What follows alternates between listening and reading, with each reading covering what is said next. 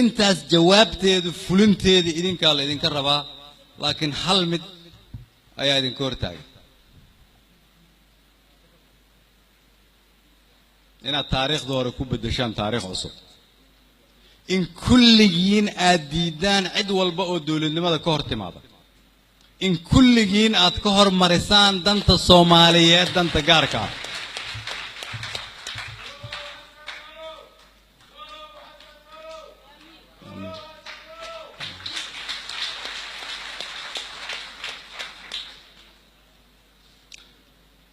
ugu dambeyntii waxaan leeyahay shaqada hadda aan bilownay waa shaqo bilow ah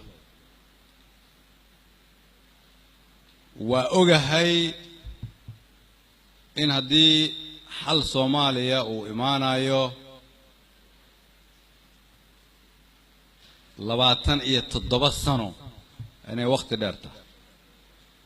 laakiin haddii ay niyadda idinkaga jirto weligeed waxaanu sidaanay ahaan jireen sidaanaan iska ahaanaynaa waxaan rabaa inaa ogaataan 10 sano ka hor xagee baan joognay 5 sano ka hor xagee baan joognay 9 bilood ka hor markii la ansixiyay xukuumaddan xagee baan joognay maantana xagee baan joognaa waxaas oo dhan waa tusaalooyin iftiin ah oo idin sheegaya in ay rajo jirto laakiin mar walba oo dalkani uu fursad leeyahay ciddii ka shaqayn weysa inay qayb ka noqoto in looga faa'iideeyo ummadda Soomaaliyeed waxaad ogaataa inaad noqonaysid adiga laftaadu qof dambi ku leh lagulana xisaabtami doono mustaqbalka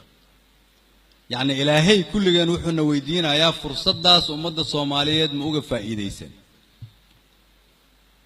dawladnimadu sideedaba go'aan walba oo dawlad ay gaarto waa khalad marka lagu fiiriyo indhaha qof walba go'aan walba oo la gaaro waa khalad marka lagu fiiriyo indhaha shakhsi walba sababtoo ah qaar baa ogol qaar baa diidan su'aasha jirta marka waxay tahay ma inta badan ayaan raacnaa oo Soomaalinimada iyo dawladnimada iyo mustaqbalka ummadan ka shaqeynaa mise inta yar ayaa mar walba dawladnimada isbaaro u dhigata haddii aan rabno inaan raacno inta badan marka lagama naqan karo dhexdhexaad ma oognaa Soomaalinimada mise waxaan ku jirnaa dhaqankii hore lagama aamusi karo mustaqbalka iyo sharafta iyo karaamada ummadda Soomaaliyeed lama aqbali karo inaan niraahdo markaan tallaabo hore u qaadnaba inaan 2 tallaabo gadaal u qaadno wasaaradda maaliyadda iyo dadka halkan isugu keentay oo ka kala socda dhammaan hay'adaha kala duwan oo ay ku jiraan ganacsatada waxaan idin leeyahay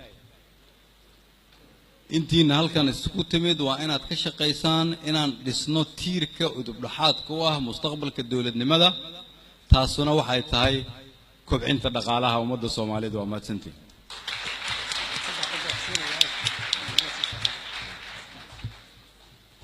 مدير رئيس الوزراء بعد ما أصنتهاي وحن جعلها هنا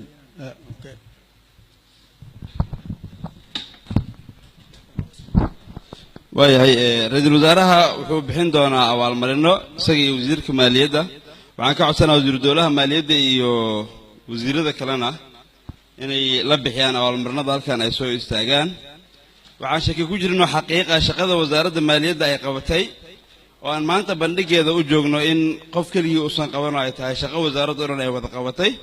سمرك اللغة فائدة استو إن أنت أي مادان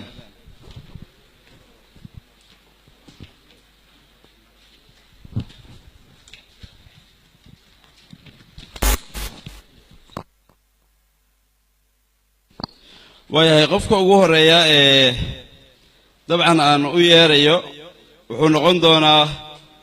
محمد حسين عيسى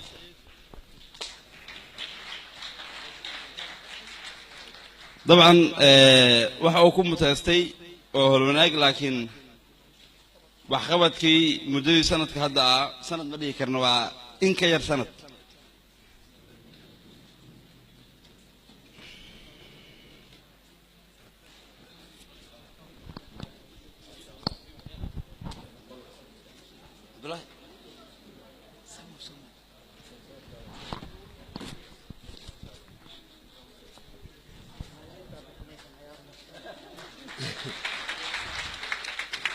maxamed wuxuu nasiib u yeeshay in waxqabadkiisii lagu abaalmariyo oo ra'iisul wasaaraha uu guddoonsiiyo abaalmarinta wasaaraddu ugu talagashay qofka labaad ee loo yeerayo waxa uu noqonayaa axmed cabdulaahi samow axmed waxa uu ku mutaystay oo wasaaraddu ay ku faahfaahisay in si gaara uu saameyn ugu lahaa korarka dakhliga dalka ee kordhay waxa uu ka shaqeeyaa ama si gaara wasaaraddu ugu qaabishan yahay dekedda muqdisho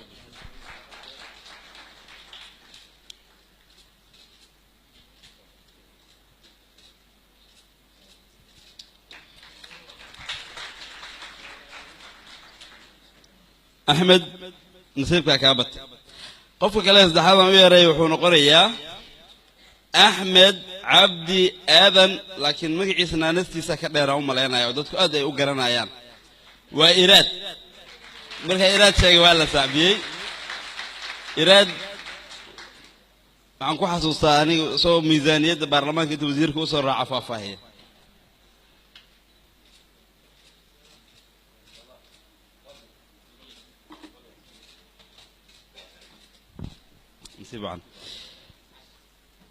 qofka saddexaad ee aan u yeerayo waa qofka afraad aan raadiyay caadil gorfaa gaarane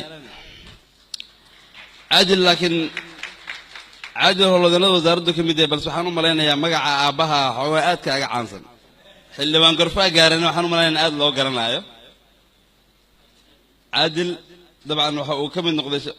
xubnaha howlwadeennada ee wasaaradda maaliyaddu ay soo xulatay nasiib wacan horumar intaa ka badan insha allah qofka kale wuxuu noqonayaa idris nuur looyaan waa uu maqan yahay laakiin waxaa u guddoomaya dubad oo isna ka mid ah howlwadeennada wasaaradda gaar ahaan si gaara howlwadeennada firfircoonidooda ee sanadkii hadda in ka yar sanadka aadka u muuqato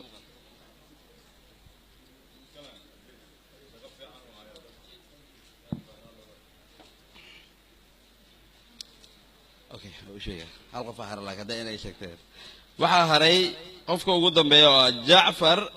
maxamed axmed jacfar uu maqan yahay cabdullah aduu laftirkaa u qaad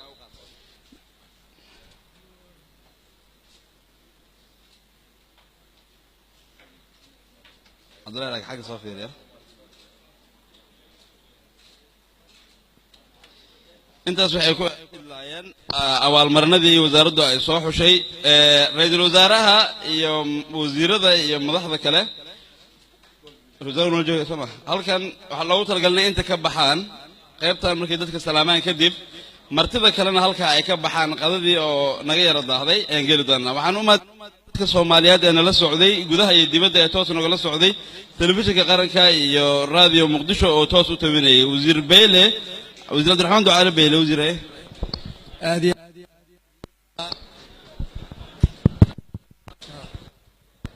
shaqaalaha waaya aan wada qadeena marka dadkana daawanaya iyaguna aad u mahadsanyihiin intana dhageysanaysa iyo howlwadeennada telefishinka ee kaamirooyinka maanta oo dhan noo hayay iyo bartilmaqaanada iyo inta kale ee meesha la joogtay si gaar ah saaxiibkay Cabdullaahi Suldaan oo wasaaradda maaliyadda ka mid ah laakiin si gaar ah ay la shaqeynayay salaamullaahi calaykum dhamaantiin waan idin mahad celinaya insha Allah